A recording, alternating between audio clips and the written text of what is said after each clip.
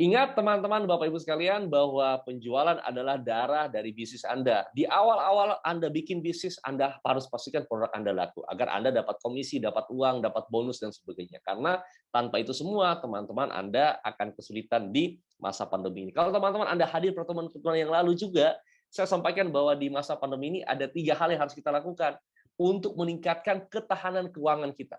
Jadi teman-teman, di masa pandemi ini sebetulnya adalah peluang.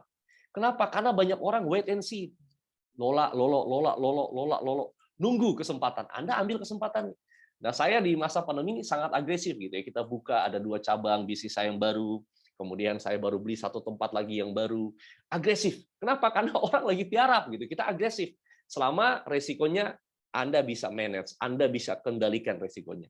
Lalu teman-teman, ketika kita bicara tentang penjualan, maka inti dari penjualan adalah trust. Percaya. Percaya kepada siapa? Percaya ada 3 faktor.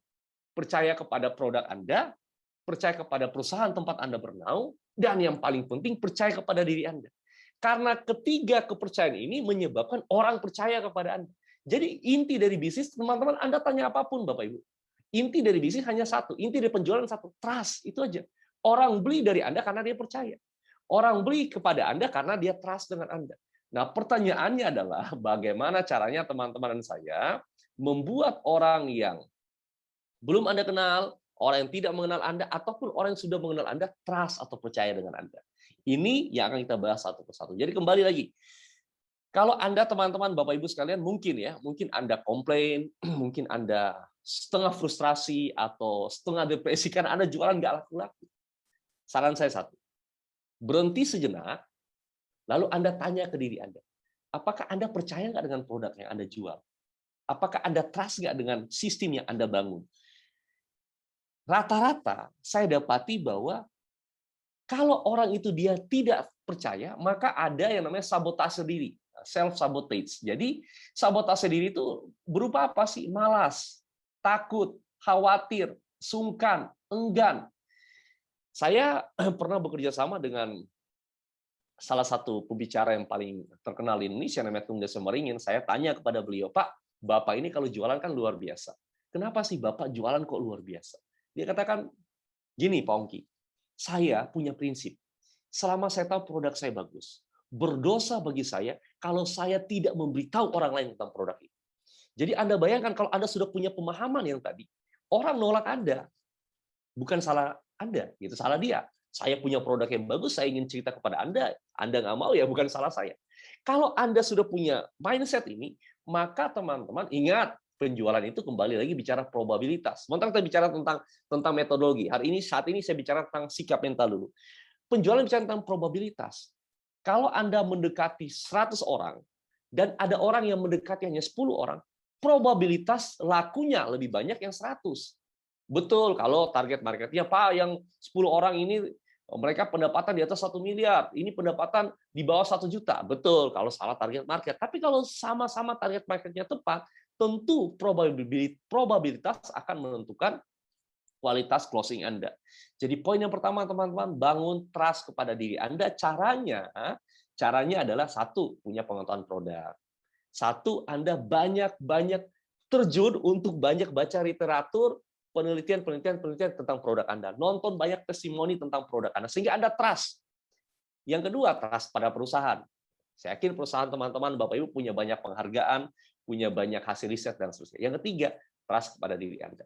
Kalau Anda sudah bisa lakukan itu, yuk kita mulai masuk kepada bagaimana membuat orang percaya kepada produk Anda. Sebelumnya, jawab dulu Bapak Ibu, jangan ada dusta di antara kita. Berapa banyak di antara Bapak Ibu yang percaya kepada produk Anda, percaya kepada perusahaan Anda, atau percaya bahwa Anda bisa jualan? Yang percaya, chat nama Anda, katakan saya, kalau saya Ongki gitu ya, saya Ongki gitu ya. Kalau Joy misalnya, saya Joy gitu. Kalau Ibu Bunda Heri misalnya, saya Bunda Heri contoh, atau saya Ira misalnya. Yuk Anda chat dulu.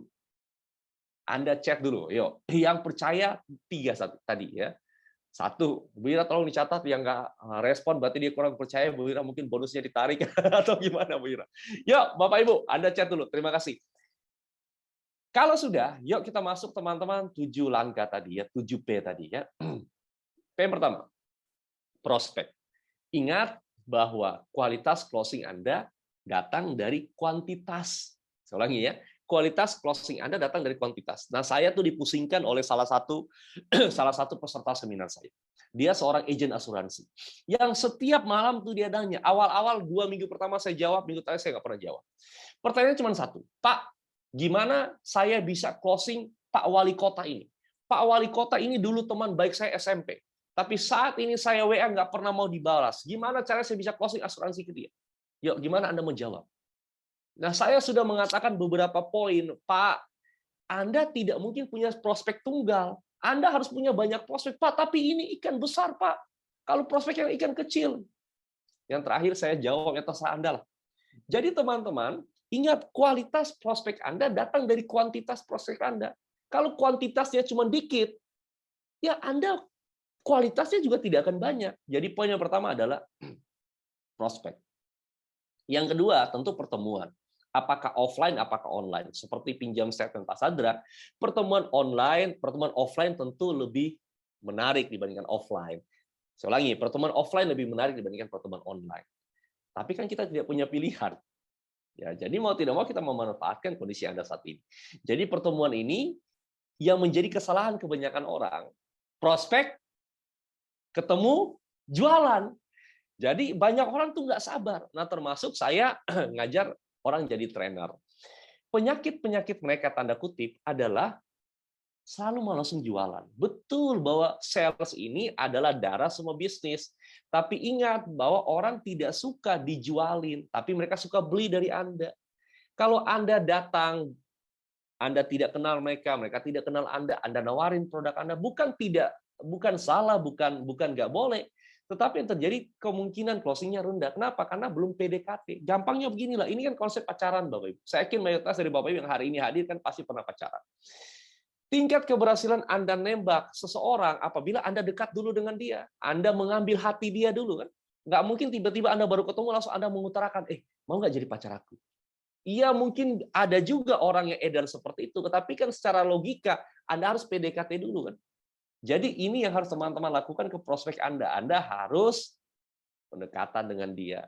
Lalu sudah Anda pendekatan, Anda presentasi. Kalau Anda sudah presentasi, Anda cari tahu apa sih yang membuat dia punya keberatan. Apa keberatan dia terhadap produk Anda. Jadi banyak orang tuh melakukan lompat-lompat. Ya. Prospek, pertemuan, kemudian presentasi, langsung penutupan penjualan. Ada satu siklus yang teman-teman menurut saya coba Anda renungkan, pikirkan, dan coba kita lakukan. Ya, kita tilik satu persatu, teman-teman. Prospek kan ada dua, ya, prospek yang warm dan cold. Cold ini lebih banyak orang yang tidak Anda kenal dan tidak mengenal Anda. Jadi kalau kita gunakan konsep yang kedua, berarti semua orang di dunia kan prospek Anda. Karena lebih banyak orang yang tidak kita kenal dan tidak mengenal kita dibandingkan orang yang kita kenal dan mengenal kita. Lalu, karena prospek itu tidak Anda kenal, maka salah satu hal yang terbaik adalah referensi dari orang lain. Salah satu yang terbaik adalah referensi dari orang yang sudah puas dengan produk Anda. Itulah yang saya katakan tadi, teman-teman. Banyak orang kan berhenti di penutupan penjualan. Tapi kalau Anda kembangkan lagi ke purna jual, maka Anda bisa mendapatkan referensi dari konsumen yang puas dengan Anda. Anda bisa mendapatkan referensi dari konsumen yang sudah menggunakan produk Anda. Jadi prospek yang terbaik adalah prospek yang direkomendasikan oleh orang lain. Nah, ini kalau di offline, maka hukum 1 kali 1 meter ini adalah salah satu cara mencari prospek. Nah, namun dunia kan berubah. Nanti sebentar kita bicara tentang online.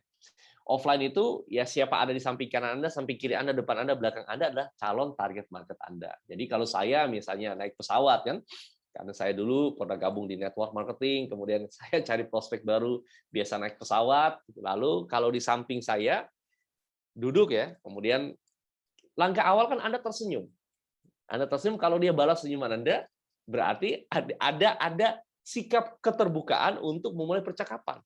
Nah, tapi kalau Anda senyum, liatin dia, kemudian dia liatin kepala, kaki kepala, ya mungkin dia lagi banyak pikiran, jadi jangan Anda juga nyosor, atau jangan Anda juga mengawali pembicaraan. Tapi umumnya kalau di pesawat kan orang tidak punya pilihan, nggak mungkin dia pindah tempat duduk. Kan? Lalu banyak orang tuh bertanya, Pak, bagaimana caranya saya mengawali percakapan? Apa yang harus saya tanyakan? Saya takut, saya bingung. Saya susah, Pak, untuk mulai percakapan. Anda mulai saja dengan hal-hal yang konyol pun nggak apa-apa. Misalnya ya, kalau saya naik pesawat dari Jakarta ke Surabaya. Nah, saya akan tanya pertanyaan yang paling konyol ke orang yang samping saya, "Pak, ke Surabaya juga ya?" Ya dia akan jawab, "Betul Mas, ke Surabaya." Kan nggak mungkin dia berhenti tengah jalan kan? Jadi pasti ke Surabaya, tapi kan dia jawab juga. Jadi intinya adalah Anda tidak perlu memusingkan, Anda mulai percakapan harus dengan apa. Mulai saja percakapan itu. Atau misalnya kalau ibu-ibu ya, kita bicara offline dulu, nanti kita bicara online sebentar. Ibu sering belanja di Indomart, Alfamart, atau misalnya di satu supermarket lah misalnya. Lalu ketemu orang, ya senyum aja tadi kan. Anda senyum, dia senyum, lalu ibu tanya, "Bu, sering belanja di sini ya?" Dia akan jawab, "Iya." Anda berarti sudah mulai membangun hubungan. Jadi intinya adalah prospek. Lalu yang kedua, yang saya lakukan biasanya kalau online, nah kalau online ini kan konsepnya agak beda. Jadi banyak orang tuh merasa bahwa grup-grup WhatsApp ini adalah target market yang empuk. Teorinya begitu, prakteknya tidak seperti itu. Kalau Anda masuk ke grup apapun Anda jualan, kecil kemungkinan laku. Kenapa? Karena tujuan orang masuk grup tuh beda-beda. Dan itu bisa menjadi pengganggu. Anda bisa mengganggu mereka. Grup reuni sekolah, Anda jualan produk terus. Bisa mengganggu grup itu. Dan Anda bisa dikomplain. Yang Anda lakukan, kalau saya pribadi adalah win-win. Win-win. Jadi saya jualan seminar.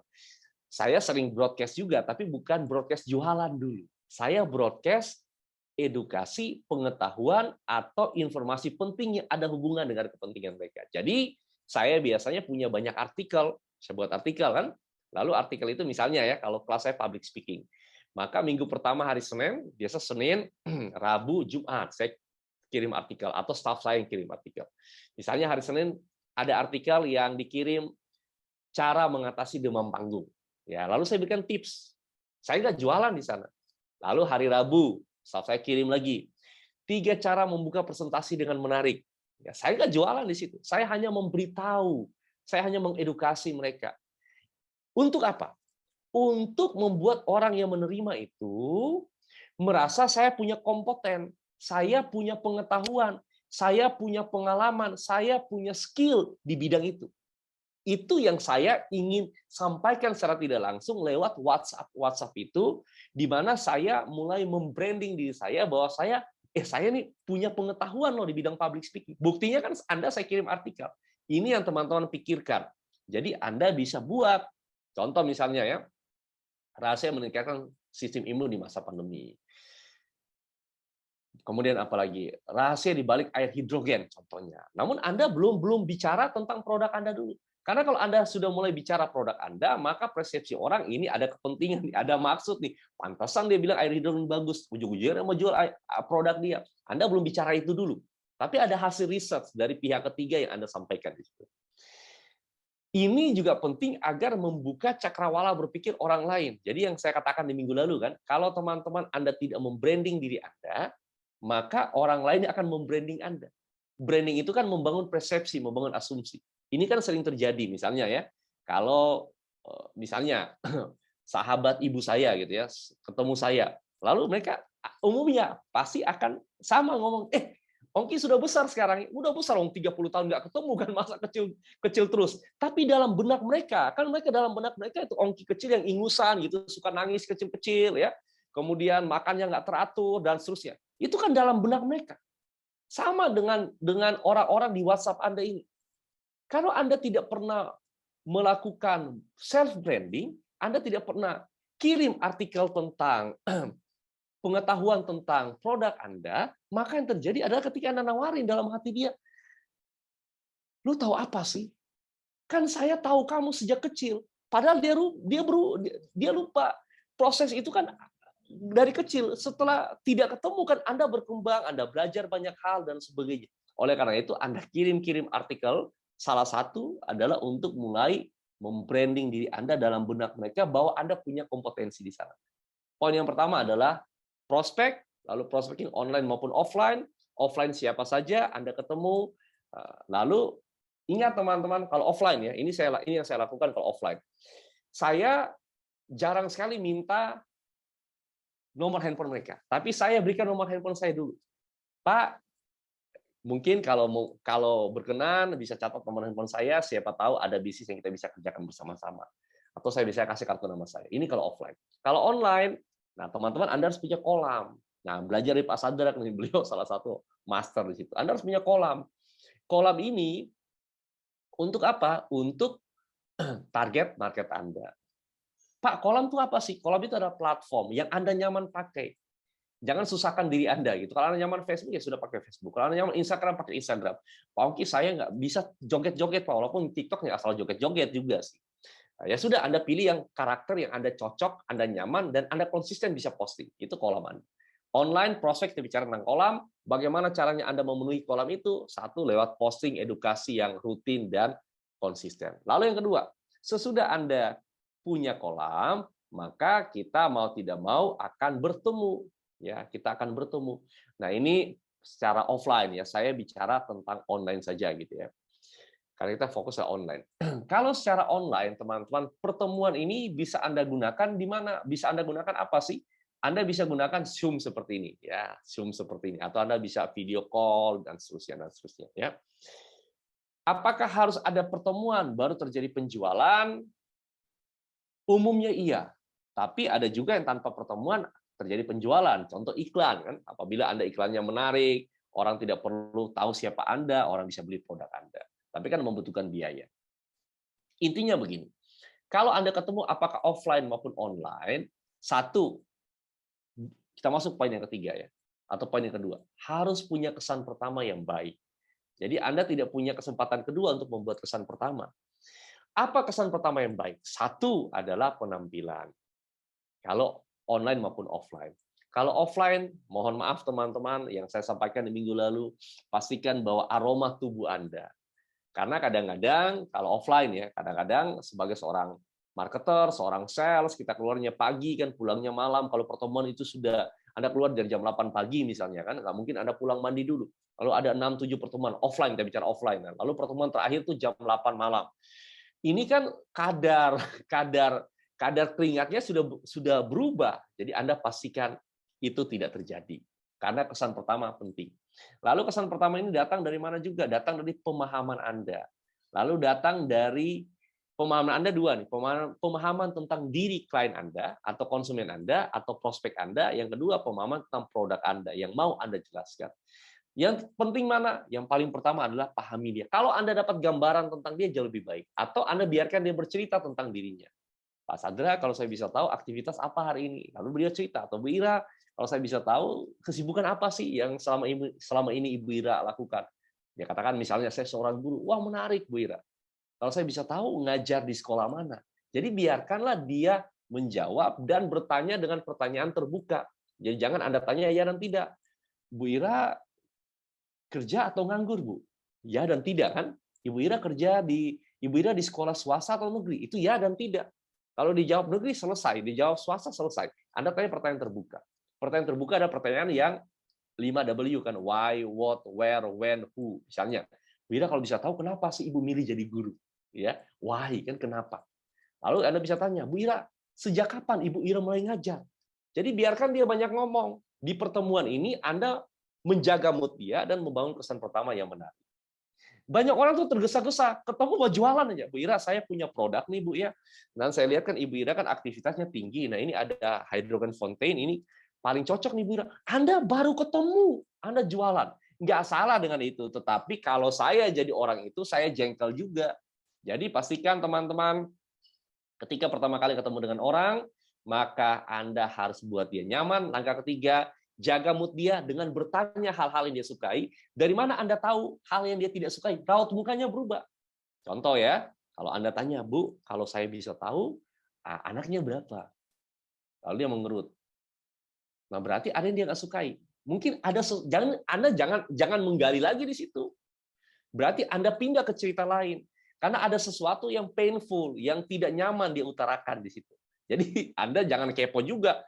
Ingat, kita ini mau jualan, bukan mau posting di Lambetura, sehingga Anda tahu, Anda selidiki kehidupan orang lain gitu. Nah, lalu teman-teman, Bapak Ibu, yang berikut yang teman-teman lakukan adalah mengamati. Ya, jadi pertemuan ini Anda mengamati. Ya, apa yang Anda amati? Nah, ini agak panjang ceritanya. Ya. Satu, representational system. Apa sih representational system? Orang itu punya dua dunia eksternal dan dunia internal. Untuk memasukkan apa yang ada di dunia eksternal ke dalam dunia internal dia, tentu butuh panca indera. Di satu saat bersamaan, kita melihat, mendengar, merasakan secara bersamaan. Tetapi ada indera dominan. Saya ulangi ya, ada indera dominan. Anda hari ini kan melihat saya, ya, mendengar saya, lalu merasakan suhu, merasakan apapun yang ada di rumah Anda, atau merasakan kata-kata saya. Mungkin menyentuh hati Anda, atau mungkin membuat Anda tertawa. Tiga indera ini bermain, atau tiga indera ini bekerja secara langsung di satu kejadian. Tetapi ada indera dominan. Indera dominan setiap orang berbeda, minimal dibagi tiga, visual, auditory, kinestetik. Ada orang yang menyimpan banyak informasi dalam bentuk gambar. Ada orang yang menyimpan banyak informasi dalam bentuk suara. Ada orang menyimpan banyak informasi dalam bentuk perasaan. Perasaan ini bukan mudah tersinggung, bukan.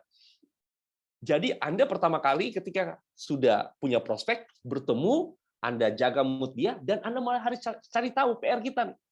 Observasi, ini Ibu Ira, sahabat atau kawan bicara saya, ini inderanya apa? Visual, auditory, kinestetik. Pertanyaan yang muncul adalah gimana caranya? Jadi bagaimana caranya teman-teman Anda melakukan klasifikasi? Dia ini visual, auditory, kinestetik. Gampangnya adalah 3P. 3P. Satu, amati penampilan dia. Kalau penampilannya rapi, teratur, ya, ibu-ibu khususnya ya, ibu-ibu misalnya atasannya biru, bawahnya biru, sepatunya biru, kemudian tasnya biru, ya, lipstiknya juga biru, kukunya biru, wah ini luar biasa ya. Jadi kalau penampilannya rapi, kemungkinan, ingat asumsi ya, belum tentu benar, tapi berasumsi. Oh ini jangan-jangan visual, ya dia pakai anting, ya, pakai kalung, ya. Oh jangan-jangan visual, jangan-jangan visual. Kalau penampilan dia sporty, ya sporty, kemudian casual, kemungkinan besar dia kinestetik. Kalau auditori kita agak susah lihat dari penampilannya. Pertama, ketemu orang langsung amati penampilan dia.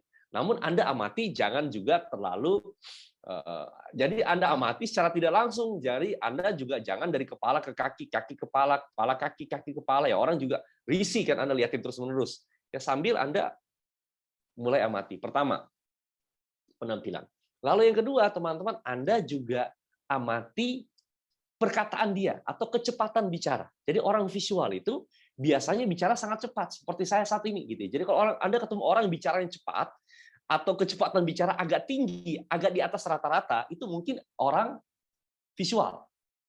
Nah, namun kalau teman-teman Bapak Ibu sekalian, Anda ketemu dengan seseorang, lalu kalau dia bicara nadanya naik dan juga turun, seperti orang yang lagi membaca puisi. Kalau Anda dengar Kak Seto bicara, nah mungkin dia orang auditori. Jadi suaranya naik juga turun. Ada iringan di suara atau perkataan dia. Oh, mungkin dia orang auditori. Atau kalau teman-teman Anda ketemu orang bicaranya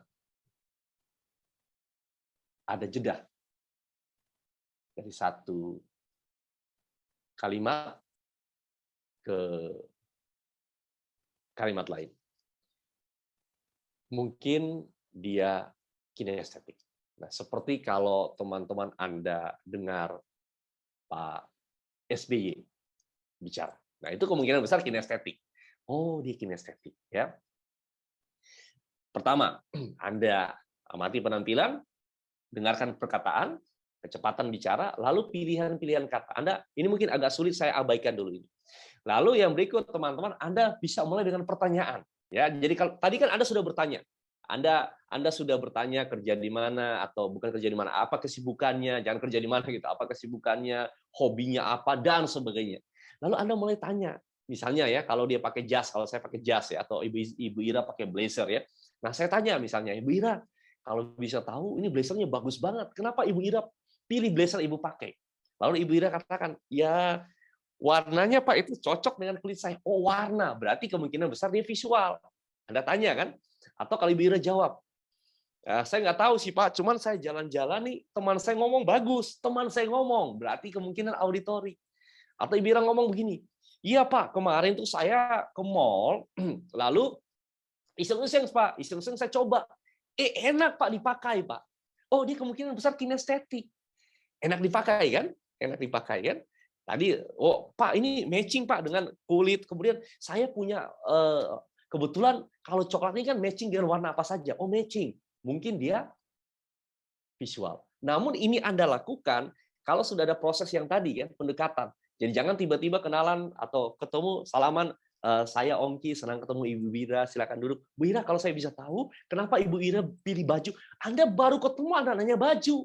Jadi ini terjadi sesudah Anda pendekatan untuk memperkuat kan. Anda observasi dulu kan, lihat penampilan dengan perkataan, lalu Anda mulai tanya tadi kan, untuk memperkuat asumsi dugaan Anda. Lalu kalau ini sudah selesai, Anda sudah dapat Ibu Ira visual. Misalnya, contoh Ibu Ira visual. Semua presentasi Anda sebentar, Anda kaitkan dengan visualnya dia. Karena itu channel dominan dia. Itu poin ketiga. Keempat, Anda amati pergerakan bola mata. Ya. Jadi pergerakan bola mata ini, ingat bola mata kawan bicara Anda. Ini secara gampangnya beginilah. Kalau Anda bertanya apapun, lalu orang tadi sebelum dia menjawab, dia melihat ke atas. Ya. Entah abaikan kanan atas, kiri atas, namun dia sering melihat ke atas sebelum dia menjawab pertanyaan Anda, kemungkinan besar dia visual. Karena kalau orang visual itu, dia sebelum menjawab, dia lihat ke atas dulu untuk mengakses gambar. Kalau orang auditori, biasanya lihat ke kiri, ke kanan. Untuk mengakses suara. Jadi, kenapa dia akses? Karena untuk menjawab Anda kan harus ada file yang dia keluarkan atau yang dia buat. Kalau dalam bahasa yang lain disebut dengan create atau menciptakan atau recall atau mengingat. Nah, kita nggak bahas itu karena panjang ceritanya. Namun secara gampangnya Anda observasi aja. Kalau Anda tanya, kemudian sebelum dijawab diakses ke atas dulu liatin. Nah, berarti kemungkinan besar dia visual. Dengan menambahkan 3 aspek yang tadi ya, penampilan, kecepatan bicara, ya, kemudian tadi ada pertanyaan. Lalu yang berikut adalah pergerakan bola mata. Nah, kalau dia banyak lihat ke bawah, nah, lihat ke bawah ini ada 2, auditori digital dan kinestetik. Intinya beginilah, agar teman-teman nggak pusing, nggak bingung gitu ya, secara cepat. Anda nggak pusing, nggak bingung. Kalau Anda ketemu orang, kemudian Anda komunikasi dan dia banyak lihat ke atas, kemungkinan besar dia visual. Kalau banyak lihat ke kiri kanan, kemungkinan besar auditori. Kalau banyak lihat ke bawah, kemungkinan besar kinestetik. Nah, kalau sudah dapat itu, kita melangkah masuk. Sudah punya prospek, Anda sudah ketemu dengan mereka, sekarang kita mulai masuk. Langkah ketiga adalah langkah ketiga teman-teman. Nah ini ya, nah, ini visual, kata-kata atau predikat yang digunakan dan sebagainya, pendekatan. Nah ini sudah kita suruh mulai PDKT nih. Anda kan sudah dapat clue-clue tadi kan? Anda sudah pertemuan, Anda sudah dapat clue. Anda mulai PDKT. Ingat teman-teman, konsepnya begini. Orang suka dengan orang yang mirip dengan mereka. Jadi ada dalam bahasa NLP namanya rapor. Anda ingat saja, Anda lihat saja gambar ini teman-teman. 2 orang yang punya kesamaan akan saling mengikuti satu dengan yang lain. Jadi indikasinya begini atau caranya begini. Ketika Anda sudah dapat clue tadi, misalnya Ibu Ira ya, oh saya asumsikan dari 4 poin tadi, dari penampilan, dari kecepatan bicara, dari pertanyaan pergerakan bola mata, saya asumsi Ibu visual. Misalnya ya, yang saya lakukan adalah 2. Pertama adalah bahasa tubuh, ya, non verbal. Saya akan mengikuti bahasa tubuh Ibu. Jadi kalau misalnya Ibu Ira, apakah ini offline atau online misalnya ya, Ibu Ira sambil online Zoom gini, seperti ini, Ibu Ira bahasa tubuhnya seperti ini ya, tangannya di sini. Gimana Pak Ongki kabarnya? Wah senang ketemu Pak Ongki. Saya ikuti. Waduh, Bu Ira senang ketemu Bu Ira juga. Gimana kabar di sana Bu Ira? Keluarga sehat? Saya ikuti. Ya, saya ikuti Bu Ira. Pertama Anda ikuti bahasa tubuhnya. Ikuti kecepatan dia bicara dan gunakan kata-kata yang dia sukai. Apa kata-kata yang dia sukai? Kata-kata dia sukai adalah kata-kata yang digunakan. Misalnya contoh ya, saya tanya, Bu Ira apa kabar? Dijawab, baik Pak Ongki. Saya jawab, namanya backtrack verbally. Wah, senang dengarnya Ibu Ira dalam kondisi baik. Saya tidak menggunakan kata sehat, karena dia nggak pakai kata sehat. Contoh ya, Bu Ira, gimana kabar di sana? Baik Pak Ongki. Nah, saya nggak bisa mengatakan, wah senang dengar Ibu Ira dan keluarga sehat-sehat. Dia nggak pakai kata sehat. Jangan Anda pakai kata sehat. Gunakan kata yang dia pakai. Oke, kemudian saya tanya, Bu Ira lagi sibuk apa? Lalu dia sampaikan, iya nih Pak Ongki, lagi bingung nih, banyak di rumah. Nah, saya gunakan kata yang dia pakai. Wah, lagi bingung nih, berarti banyak di. Wah, lagi bingung nih, karena banyak di rumah. saya ulangi kata yang dia pakai. Ya, jadi poin yang pertama adalah verbal, ulangi kata yang dia pakai.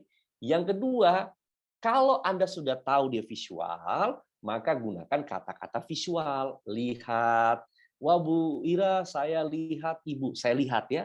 Wah Bu Ira, saya lihat di postingan Ibu banyak dapat bonus dari LWG saat ini ya. Saya lihat ya. Kalau dia auditori, saya dengar. Bu Ira, saya dengar dari teman-teman, Ibu Ira nih baru saja dapat tiket gratis ya, saya dengar.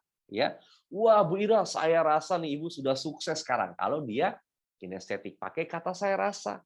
Karena dia indranya adalah indera perasa. Jadi di pertemuan Anda cari tahu buat dia nyaman, di pendekatan Anda gunakan apa yang dia sukai untuk PDKT ke dia.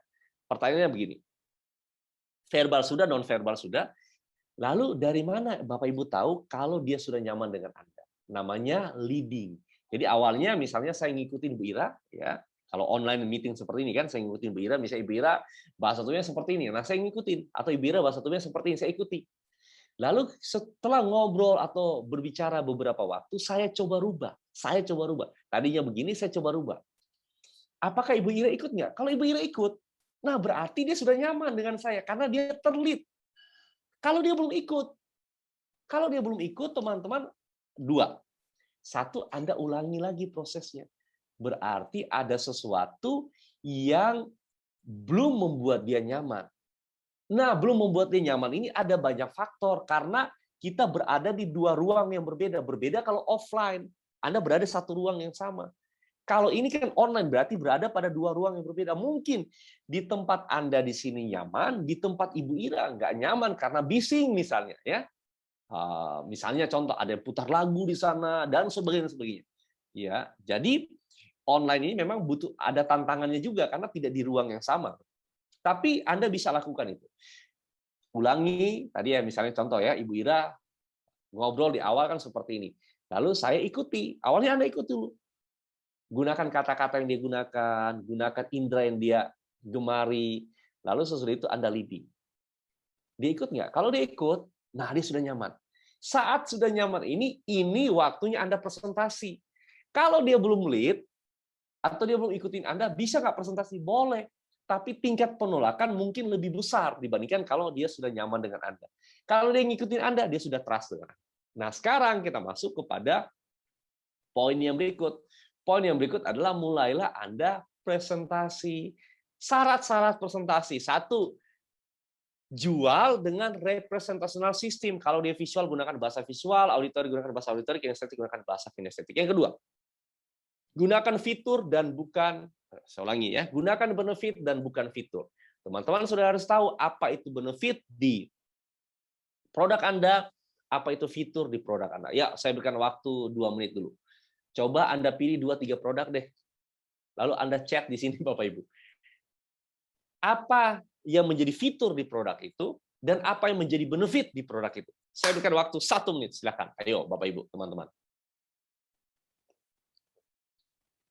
Bebas, mau hydrogen fountain boleh, element plus boleh, bebas produk apapun. Apa yang fitur, apa yang benefit. Ayo. Silakan. Ini masih ingat atau masih lupa nih, Bila ya. 1 menit. 1 menit ya. Oke, elemen plus ya. Berarti fiturnya apa? Benefitnya apa? Fitur hydrogen fountain. Inhalasi, benefit loading antioksidan. Oke, terima kasih ya. Satu orang lagi deh. Satu orang kita pindah pada poin berikutnya. Ayo. Fitur dan benefit. Nah, ya. Hydrogen fountain menghasilkan air hidrogen yang tinggi antioksidan. Menghasilkan air oksigen yang tinggi antioksidan. Fitur dan benefit. Ya, mungkin ini adalah fitur. Benefitnya apa? Nah, benefitnya adalah melindungi tubuh dari radikal bebas, untuk melindungi sel dari kerusakan, meningkatkan sistem imun sehingga Anda terjaga lebih fit di masa pandemi. Contohnya. Ya, terima kasih teman-teman responnya. Ya, teman-teman, kita masuk ke presentasi. Ingat, Anda presentasi dengan representational system dia, presentasi benefitnya dan bukan fitur. Dan kalau memungkinkan Anda presentasi gunakan kenikmatan kalau dia beli, kesengsaraan kalau dia nolak. Jadi Anda harus memasukkan itu. Dia nikmat kalau dia beli, dia sengsara kalau dia tolak. Lalu cara presentasi ini pun harus kita susun. Nah, ini kita susun teman-teman. Ini teman-teman Anda bisa catat, bisa screenshot, nanti pulang baca-baca di rumah lagi. Satu, Anda bisa gunakan mind reading. Mind reading adalah salah satu cara mengakrabkan diri Anda dengan kawan bicara Anda. Ya, jadi seolah-olah Anda tahu dia, Anda ngerti dia. Kalimatnya seperti apa sih? Anda bisa gunakan kalimat seperti saya tahu Bu Ira sangat peduli dengan kesehatan. Ya, semua orang pasti peduli dengan kesehatan. Nggak mungkin tidak ada orang yang tidak peduli dengan kesehatan. Anda gunakan saya tahu atau Bu Ira, saya percaya kesehatan adalah hal yang paling penting untuk Ibu. Ya, ini seolah-olah Anda tahu bahwa kesehatan adalah hal yang paling penting bagi dia. Namun semua orang sebenarnya seperti itu. Ya, gunakan kalimat ini sehingga membangun rasa keakraban, mind reading namanya. Yang berikut nominalisasi. Nominalisasi itu adalah kata-kata yang abstrak seperti kesehatan, ya, kebahagiaan, kesuksesan. Anda bisa gunakan kata misalnya, Bu, kesehatan kan adalah investasi yang abadi, ya, kesehatan. Anda gunakan kata kesehatan. Atau kebahagiaan, atau apalagi ya, kesuksesan, kekayaan. Intinya nominalisasi ini adalah kata-kata yang tidak dapat Anda masukkan dalam keranjang. Ya, kalau Anda belanja di supermarket misalnya, Anda bayangkan kalau Anda beli sabun mandi, batangan atau cair bisa masukkan dalam keranjang. Ya, kalau Anda beli apalagi, beli pasta gigi bisa masukkan dalam keranjang. Kalau kekayaan, Anda nggak bisa masukkan dalam keranjang karena ini abstrak. Anda harus merubah itu menjadi sebuah benda, uang, rumah, mobil, emas, baru Anda bisa masukkan dalam keranjang itu. Jadi kata-kata Anda gunakan kata-kata yang abstrak, ya, seperti sukses, sehat. Ibu Ira, hari ini saya lihat tambah sukses ya. Cause and effect. A menyebabkan B. Kalimatnya, air hydrogen fountain akan menjadikan Anda terbebas dari radikal bebas. Ya, Anda bisa gunakan kata menjadikan atau berarti. Ya, contoh, elemen plus akan memaksa regenerasi sel sehingga kulit lebih halus dan sehat. Memaksa, ya. Anda bisa gunakan kalimat-kalimat ini dalam presentasi, ya. Lalu kompleks ekuivalen, tadi A sama dengan B, ini Anda gunakan tadi A menyebabkan B, ini A sama dengan B. Tadi kalimatnya kata yang Anda pakai misalnya menjadikan atau berarti, ya. Kalau yang ini itu berarti, kata itu berarti. Anda gunakan kata itu berarti. Anda bertanya beberapa hal mengenai air hidrogen fountain, itu berarti Anda tertarik dengan hasilnya, ya. Anda sering ke salon, itu berarti Anda peduli dengan kesehatan kulit. Itu berarti, gunakan kata itu berarti. Itu berarti. Lalu universal quantifier. Nah, Anda gunakan generalisasi yang umum. Semua dokter, kan teman-teman kan punya banyak literasi atau literatur atau hasil penelitian tentang air hidrogen. Anda bisa katakan semua dokter setuju bahwa air hidrogen adalah antioksidan terbaik saat ini. Semua dokter. Ya, Anda pakai kata semua dokter. Walaupun tidak 100% dokter, tapi banyak dokter. Tapi Anda gunakan kata semua. Lalu loss performatif. Loss performatif ini Anda pakai kata akan sangat bermanfaat. Akan sangat bermanfaat apabila Bapak mulai bisnisnya di masa pandemi. Akan sangat bermanfaat apabila Bapak mulai mencoba produknya. Akan sangat bermanfaat apabila Anda mengambil paket platinum, contoh. Akan sangat bermanfaat. Anda gunakan kata akan sangat bermanfaat. Lalu teman-teman, Anda bisa menggunakan kata mengalami, merasa, memahami, menalar, dan belajar. Ya, Anda akan Anda akan merasakan manfaat hydrogen fountain setelah mengkonsumsinya. Anda pasti mengalami perubahan kondisi kulit yang signifikan setelah mengkonsumsi elemen plus. Mengalami, merasakan, ini kalimat yang bisa Anda pakai. Anda sisipkan di kata yang Anda sisipkan di kalimat yang akan Anda ucapkan dalam presentasi. Lalu Anda bisa gunakan ini ya, Anda akan merasa lebih baik. Kemudian take question. Take question ini adalah kata akhir, iya kan, setuju, betul. Misalnya ya, kanker adalah penyakit yang paling mematikan, iya kan? Dan saat ini belum ada obatnya, betul? Oleh karena itu penting bagi kita mengkonsumsi air hidrogen untuk mencegah kanker. Setuju? Jadi ini kata-kata yang bisa Anda gunakan di akhir kalimat Anda. Setuju? Betul? Iya kan? Setuju, betul, iya kan? Membuat orang mengiyakan, menyetujui secara tidak langsung apa yang Anda sampaikan. Ya, orang akan setuju secara tidak langsung. Lalu yang berikut, sesudah Anda gunakan kalimat-kalimat ini, maka Anda sudah mulai masuk ke teknik penutupan. Kenapa orang nggak beli? Satu, nggak butuh. Dua, nggak ada uang. Tidak perlu. Tidak punya keinginan. Dan yang terakhir, nggak percaya.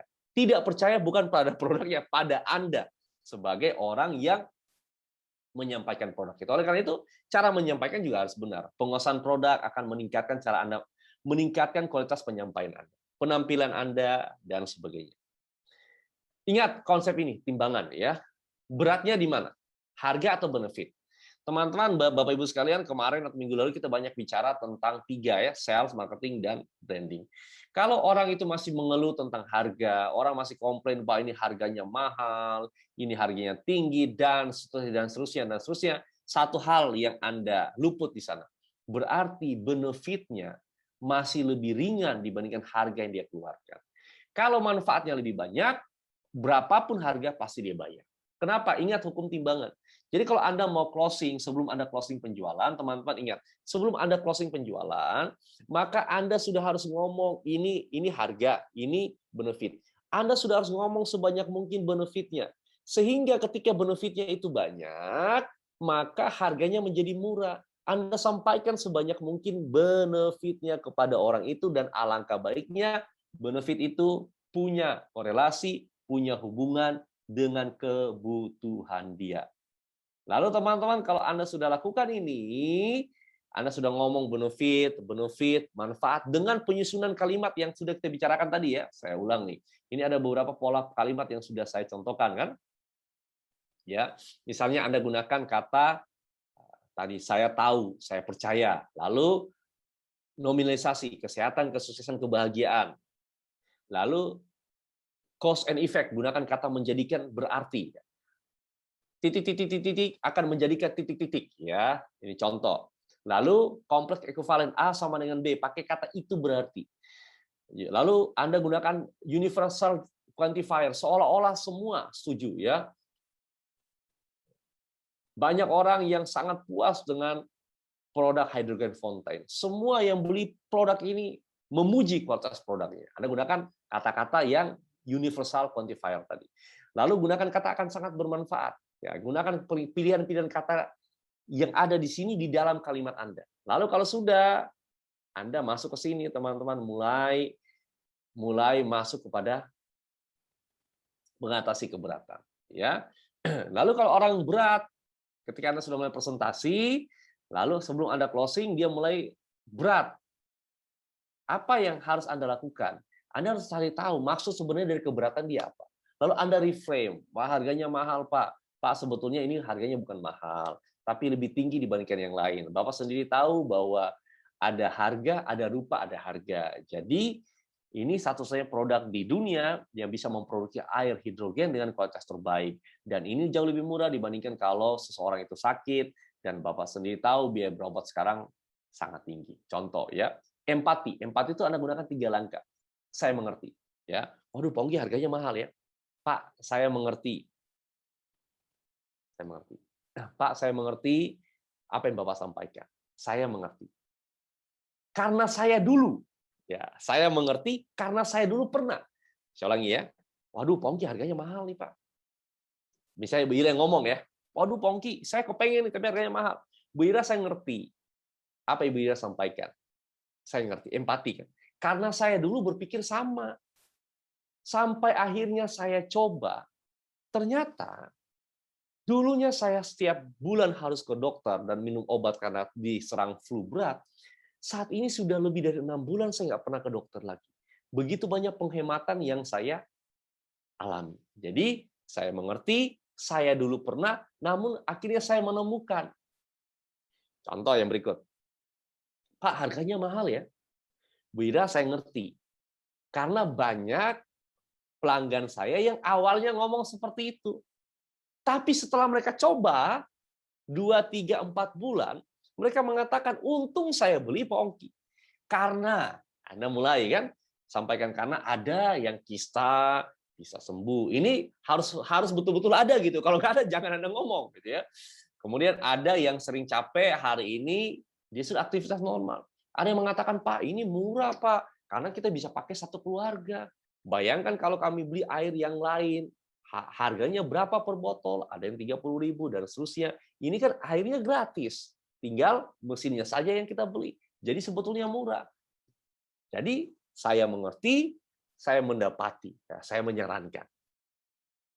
Teman-teman, kalau Anda sudah masuk ke sini, yuk kita masuk ke langkah berikutnya, penutupan penjualan. Nah, sekarang Anda sudah level ke-6, step ke-6 nih, Anda mau nutup penjualan. Ingat, satu, penutupan penjualan dilakukan saat prospek menunjukkan tanda ingin membeli, bukan karena Anda ingin jualan, karena dia mau beli. Apa ciri-cirinya sebentar saya jelaskan.